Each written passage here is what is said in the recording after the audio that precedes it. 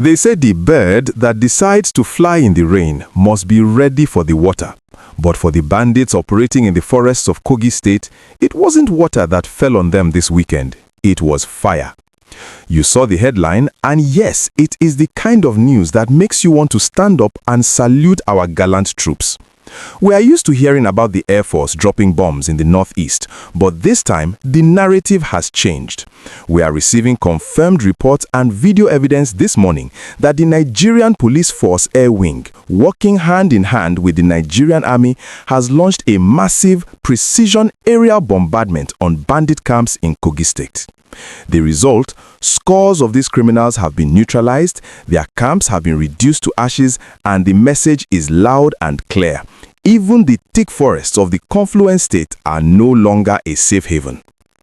We are going to take you straight to the heart of this operation to explain exactly how this joint team pulled it off. We will break down the role of the Police Airwing, which is a game changer because we rarely see police helicopters conducting combat strikes like this. And we will discuss the intense ground battle that followed, especially around the Yagba West axis and the forests bordering the Dangote Cement Factory in Obajana. We will also touch on the desperate reprisal attack the terrorists tried to launch against the police checkpoint just hours ago, proving that they are hurting and looking for revenge. If you want to know if this operation has finally broken the backbone of the kidnapping syndicates terrorizing the Lokoja-Abuja road, please do me a massive favor and smash that like button right now. It helps us celebrate these victories and keep the morale of our troops high. And if you are not yet a subscriber, click that button and turn on the notification bell. You need to be here as we track this new aggressive strategy by the police.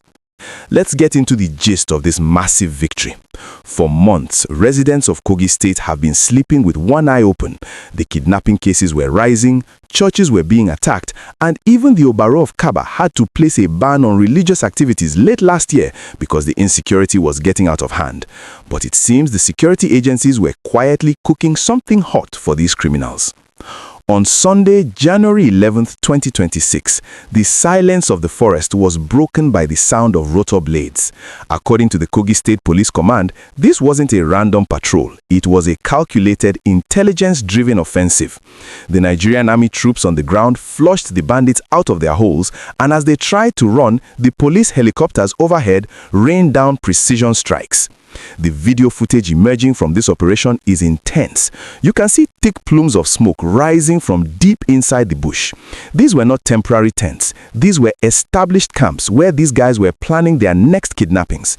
The police public relations officer, SP William Oyedie Aya, confirmed that scores of bandits were neutralized. When the police say scores, you know the number is significant. He stated that the operation was carried out with vigor, commitment, and utmost professionalism. But here's where the story gets even more interesting. Usually, when we hear airstrikes, we think of the NAF Super Tucanos, but this time, the headline specifically mentions the Police Airwing. This suggests a massive upgrade in the operational capacity of the police. It means the police are no longer just waiting at checkpoints, they are taking the fight to the enemy in the sky. This coordination between the Army, specifically the 12th Brigade, and the Police Airwing is what security experts have been calling for, a joint force where nobody cares about who gets the credit as long as the job is done. However, a wounded lion is dangerous. Following this heavy bombardment, the surviving terrorists didn't just run away quietly. Reports reaching us indicate that in a desperate bid to show they are still around, some of these criminals launched a reprisal attack on a police position at Obajana, right near the massive Dangote Cement Factory in Obajana. It was a fierce firefight. Tragically, we lost a member of the civilian joint task force in that clash, but the police successfully repelled them. This shows that the battle is real and the enemy is fighting back because they are cornered. I want to pause here and ask you, the viewer, a very critical question. We are seeing the police use helicopters for combat now, which is a big step. Do you think every state police command should have its own combat helicopter to deal with crimes quickly, or should air power be left strictly to the Air Force? Does this make you feel safer traveling through Kogi? Drop your honest thoughts in the comments below. I really want to hear your perspective on this new tactic. The Kogi State Police Command has now issued a red alert to all hospitals and traditional medicine homes. They said, watch out for people with bullet wounds. The logic is simple. Many of these bandits escaped the airstrikes with serious injuries. They will try to sneak into towns to get treatment. SP William Oyedie Aya has urged the public to report anyone looking suspicious or bleeding. This is where the community policing part comes in.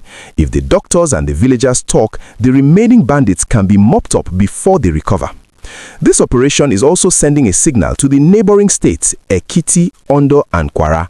If Kogi heats up, these bandits might try to migrate, just like we talked about in our previous video about bandits moving to Kwara. The security agencies in those states need to be on high alert to catch the runaways. As we watch this unfold, it's clear that 2026 has started on a very rough note for the criminals in Kogi. The confluent state is becoming a confluence of confusion for them. The synergy between the air and ground troops is working, and for the first time in a while, the hunters have become the hunted.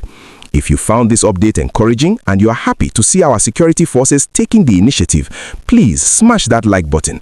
Let's get this video to 5,000 likes to show our support for the pilots and the soldiers in the bush. And if you are not yet a subscriber, please do it now. We will be tracking the manhunt for the wounded bandits and bringing you the latest. Stay safe, stay vigilant, and remember, if you see something suspicious, say something.